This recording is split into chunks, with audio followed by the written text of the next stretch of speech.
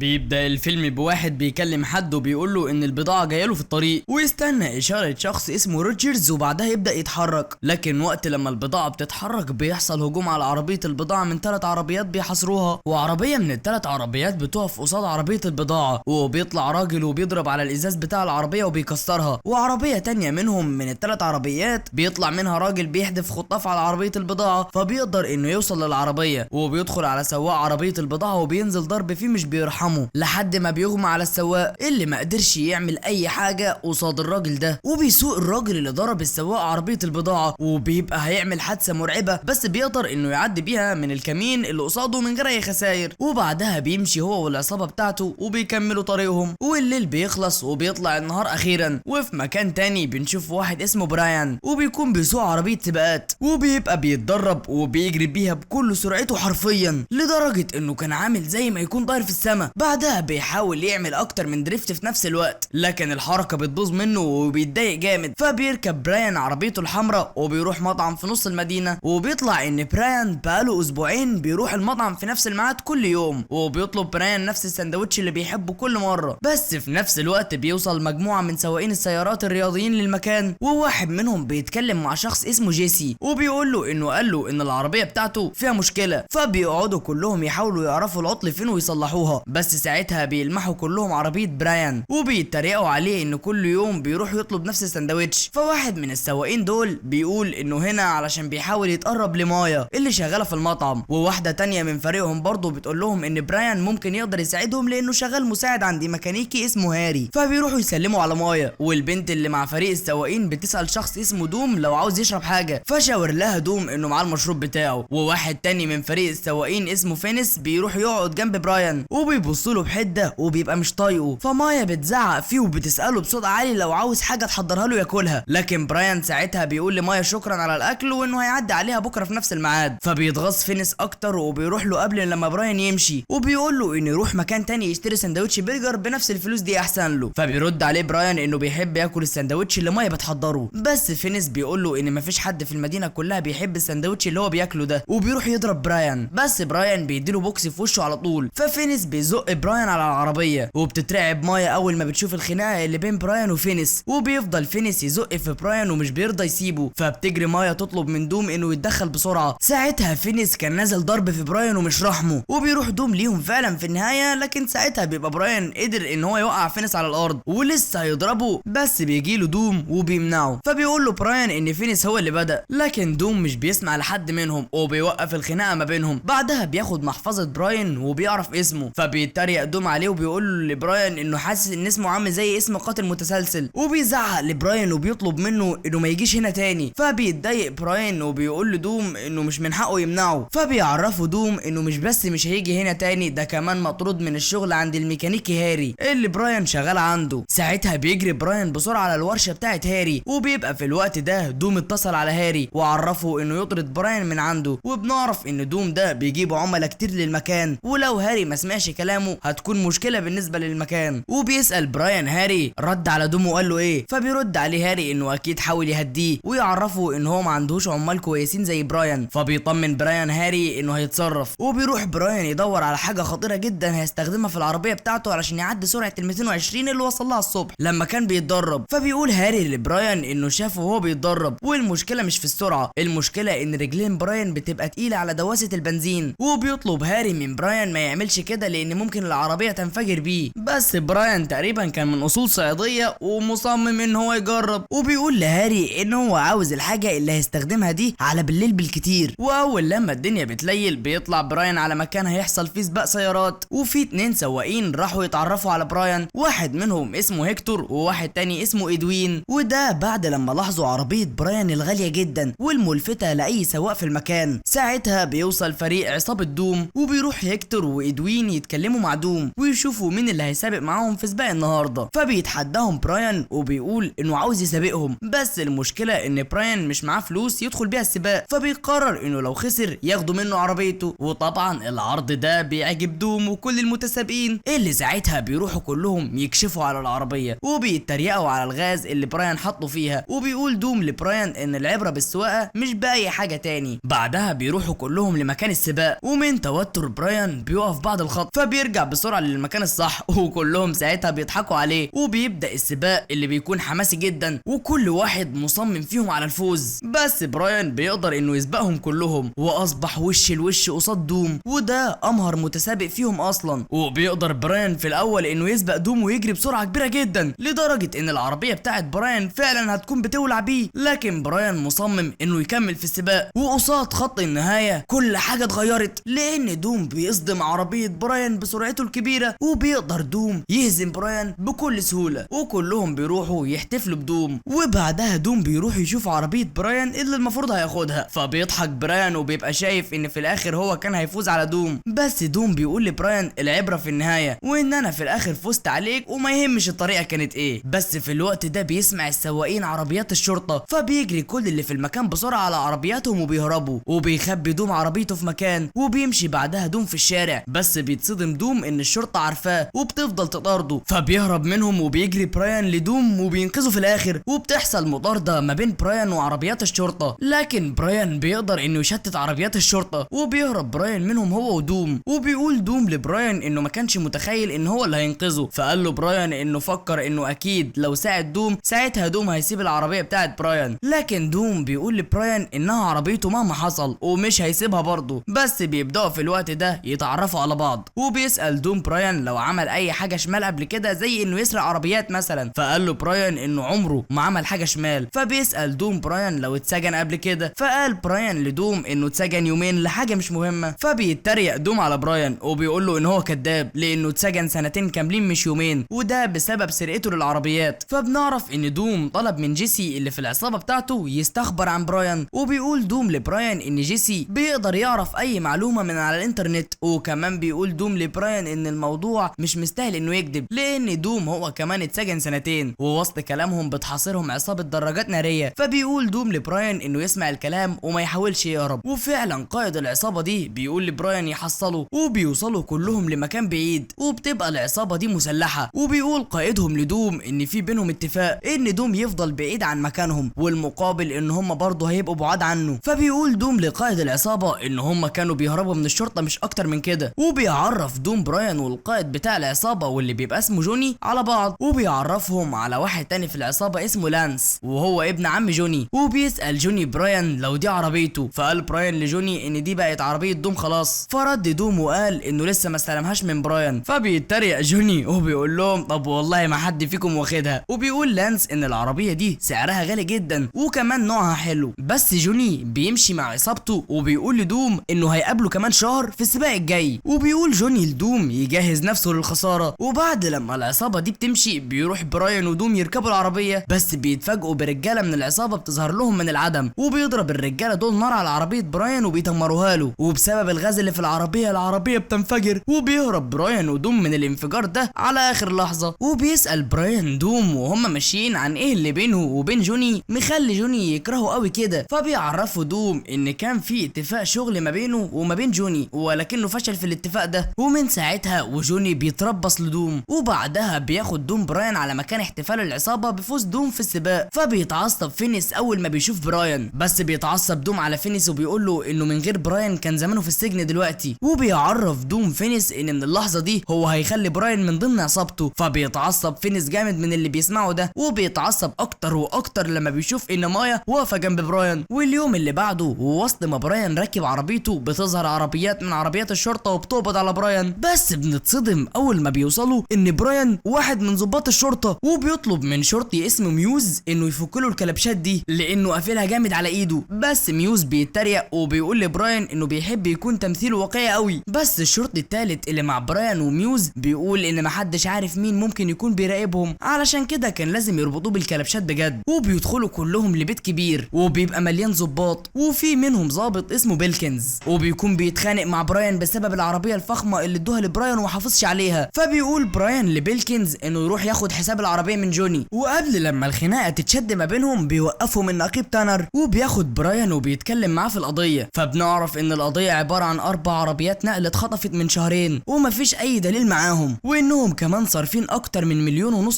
في الادوات اللي استخدموها لمراقبه عصابه دوم وباقي العصابات. ففي خساره كبيره على الحكومه بقيمه بتعادل اكتر من كده ب6 مليون، لانهم كده خسروا ثمن الادوات وثمن تمن الاربع شاحنات دول، وعلشان كده هم موقفهم صعب قدام الاداره، ولازم براين يتصرف ويجيب لهم اي معلومات مفيده من العصابات اللي هو اتغرس وسطها. فبيطلب منهم براين شويه وقت، لكن بيلكنز بيعرفوا ان خلاص ما بقاش قصادهم اي وقت، وان براين لازم يوصل لاي معلومه في اسرع وقت ممكن. وبيسال النقيب تانر براين لو دوم بدا يثق فيه، لكن براين بيعرف تانر ان لسه شويه على ما يعرف من دوم كل حاجه هو عاوزها، وموضوع الثقه ده قرب جدا. وبيطلب براين من تانر انه يديله عربيه دلوقتي لانه محتاجها. وبعد كده بيروح براين على مكان العصابه ومعاه العربيه بتاعته اللي اتفحمت، فكلهم بيتريقوا على براين وبيسالوا براين هو ناوي يعمل ايه فيها، فبيعرفهم براين انه هيصلحها. لكن محدش من افراد العصابه واولهم دوم كان مقتنع ان الخرده دي هترجع تاني كويسه. بس اول لما براين بيوريهم كلهم ان الموتور والاجهزه لسه سليمه في العربيه، بيقتنعوا فعلا انها ممكن ترجع جديده. وبيقول لدوم ان هو مستني عربيته ترجع جديده، في محاوله منه انه يبين لبراين ان هو لسه منسيش ان العربيه دي هو كسبها. وبيقول دوم لبراين ان مقابل العربيه هيخليه يرجع يسابق من جديد في سباق هيحصل في الصحراء كمان شهر، وهو ده نفس السباق اللي كان جوني اتكلم عنه مع دوم لما تحداه انه هيهزمه. وبعد كده بيروح براين لجيسي علشان يساعده في تصميم هيكل العربيه الجديد، وبينبهر براين بقدرات جيسي لدرجه ان براين بيسال جيسي هو ليه ما دخلش الجامعه. وبيحكي جيسي لبراين الحكايه كلها، وان هو عنده مرض اسمه ADHD،